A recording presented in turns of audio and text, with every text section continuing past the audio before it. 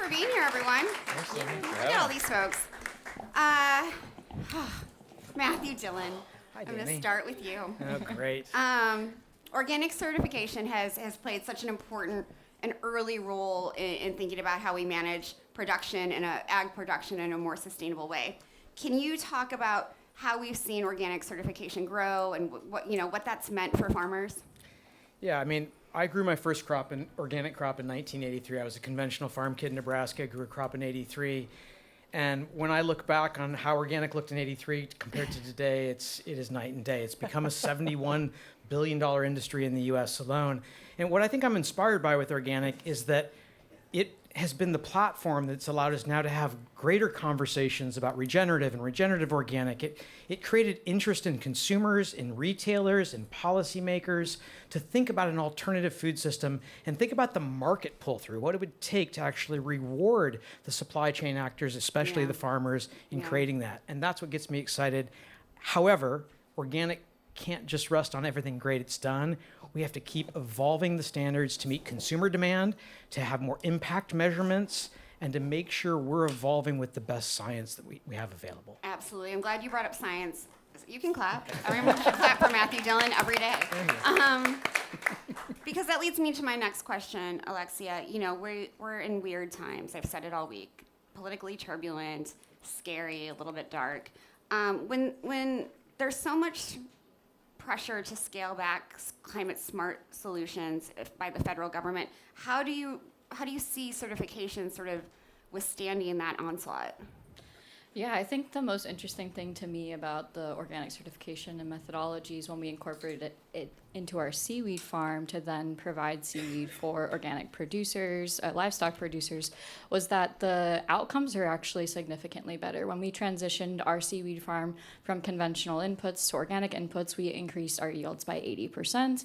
And then when we take that seaweed product into the livestock system, with the livestock producers are seeing average daily gains of 22% plus increase day over day. And so it really just shows how a holistic plant matrix and being true to non-GMO, non-synthetics can really actually promote better agricultural outcomes and resiliency at the same time. So it's kind of a no-brainer when you're looking at the balance sheet, and that's really what we communicate. And we try to do that in interesting ways so that we're reaching folks from all different backgrounds and production systems. Great, thank you so much. Evan, if I can turn to you.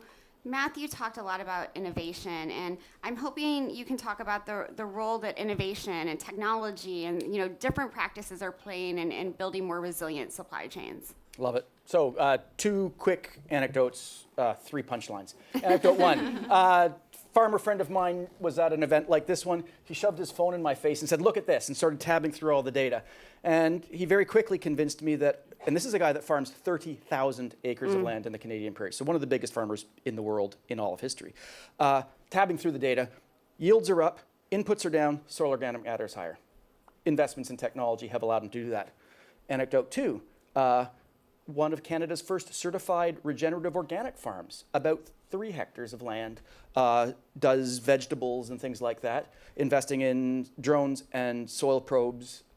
Their yields are up. Their organic matter is heavier, and their inputs are down.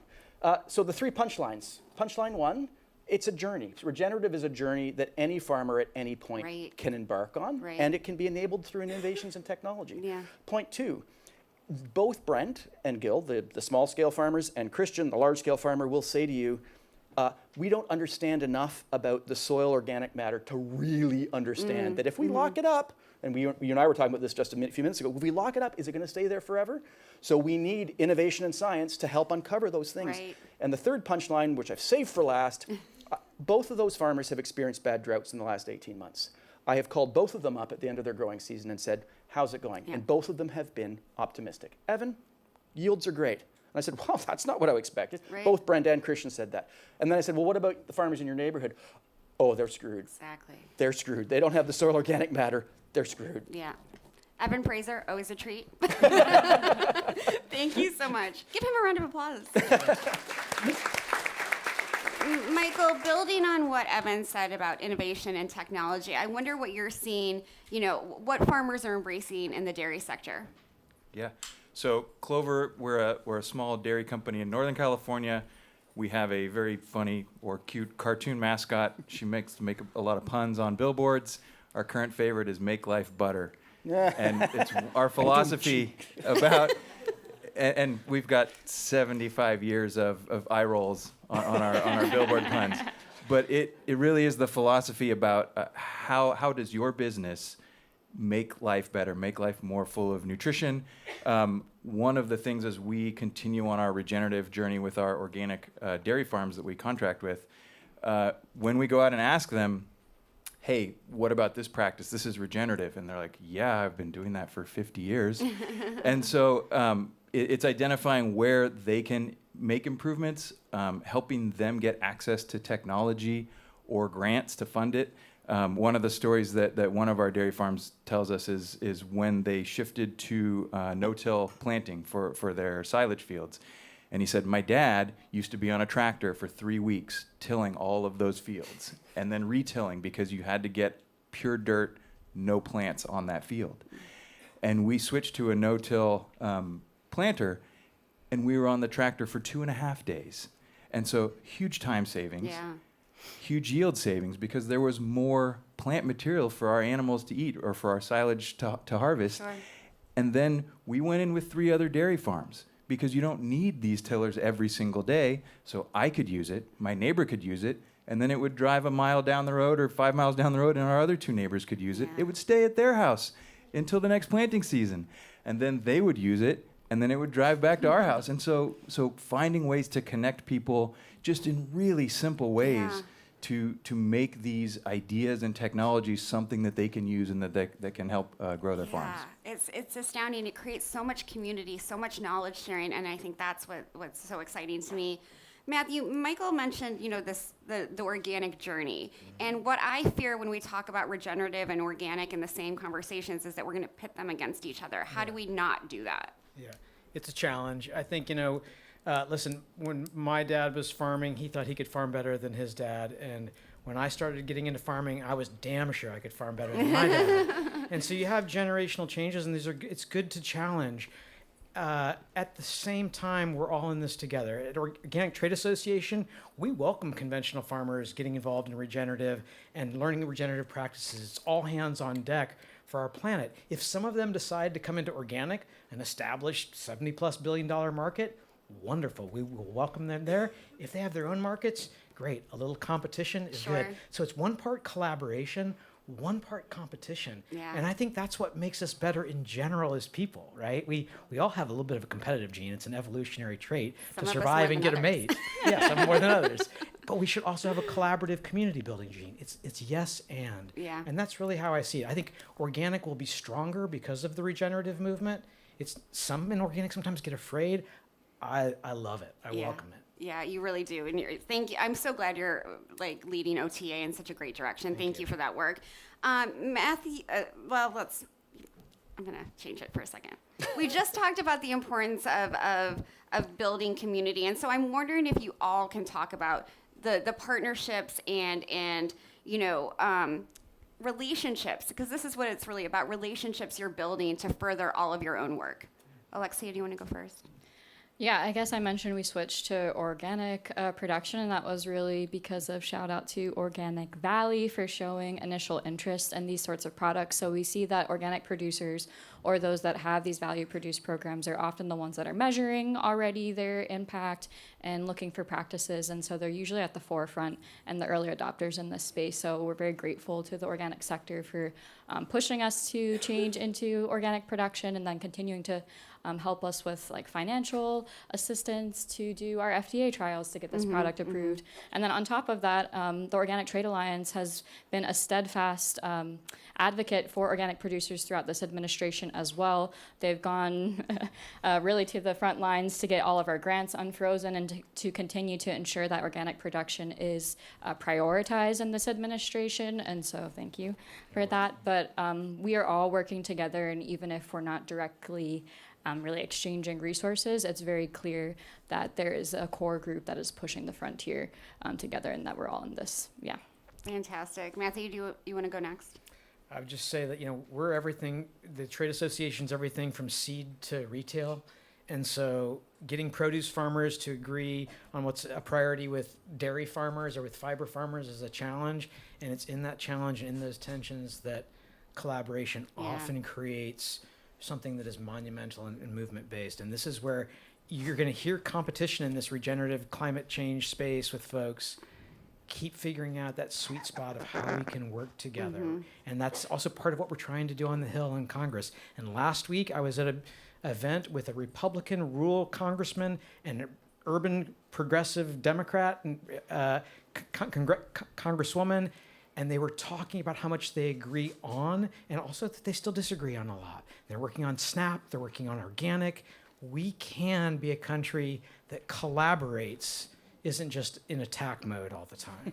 Right on. Thank you. Evan, on the academic side, I know you're all about collaboration and partnerships. Yeah, let me take us to a different time and place. A year ago, I was leading a project in Africa on building more resilient food systems. And I was in Sierra Leone, and my host took me to two different fish processing plants. And one was the result of a massive 10 million euro investment, and it was a huge facility behind a wall, and we showed up and it was empty. It was completely unused. The other one probably cost $50, and it was a few little fires with some racks on top of it behind some cinder blocks. And it was hopping, even on a Sunday afternoon. It was drying fish. Fish was coming in, fish was being dried, fish was going out. And I mean, there's 2 points here. One, the collaborations that were needed to create the successful project, as opposed to the one that was dumped in, required, my main point, the community to buy in. Right. It was a community collaboration to solve a local problem. And the big one was just out of scale. It was just out of scale with what the community needed. Yeah. The little one served a need. It gave fishers an opportunity to extend the shelf life and the value of their catch. And so that's the message that I would like to leave on the collaboration.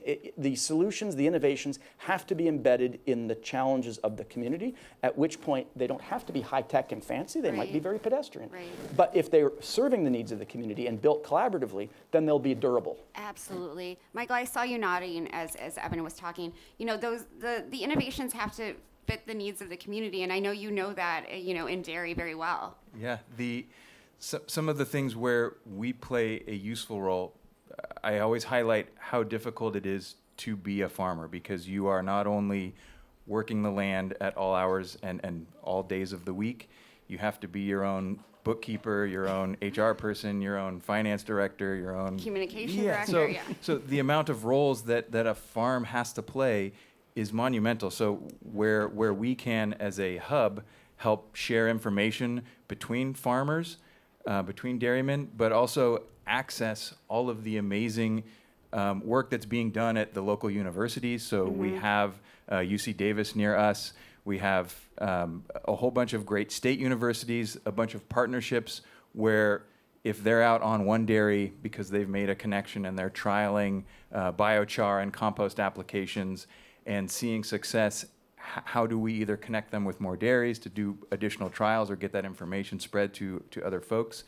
And then also the advocates.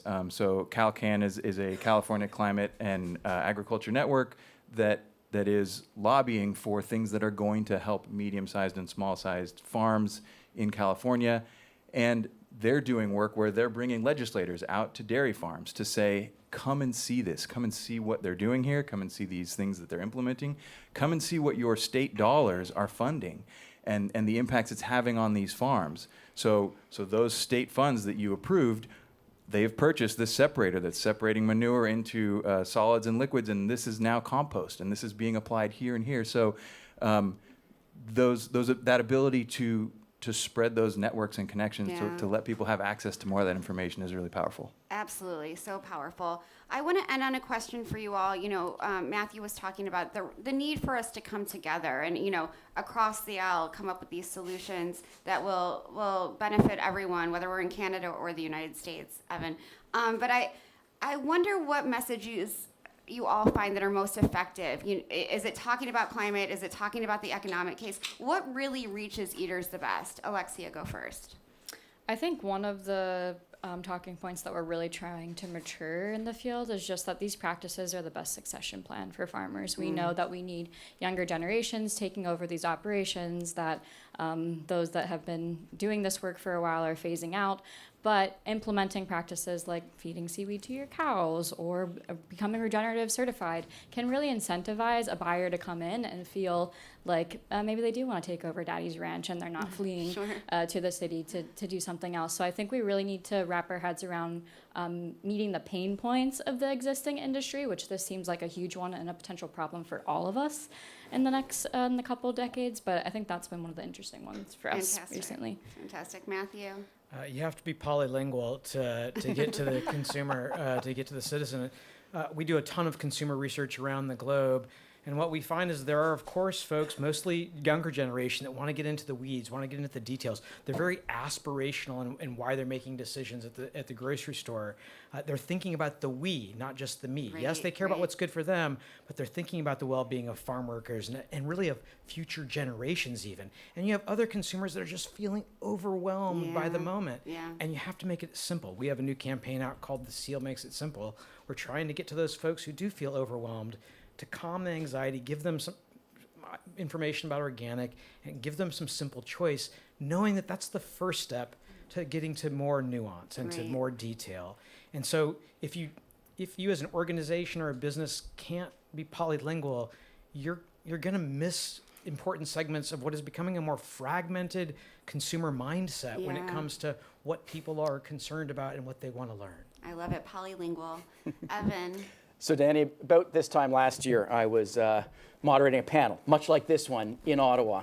And the title of the panel was like Biotechnology and Biosecurity for Sustainable Foods. I know, blah, blah, blah, blah, blah, blah. Sure. And it was a great panel and had a great audience. And at the end of it, a gentleman stood up at the microphone, and I recognized him as Mr. Preston Manning, a right-wing populist politician who's now in his 80s, so has been out of public life. And I've known Mr. Manning for quite a few years, decades, and he sort of said, Evan, I love your message, but you're not communicating right. Cheaper food, better jobs, cleaner environment, stronger farms. Solve the problems people care about. Sure. And don't talk to me about blah, blah, blah, blah, blah. So he was calling me out in a rather public environment, but Mr. Manning was right. I mean, I don't agree with his politics, but I agree with his communication style. Yeah. So I have said to my staff, let's apply the Mr. Manning test. Are we solving problems people care about? Right. And if the answer to that is yes, then we'll make movement forward. Keep it simple, stupid.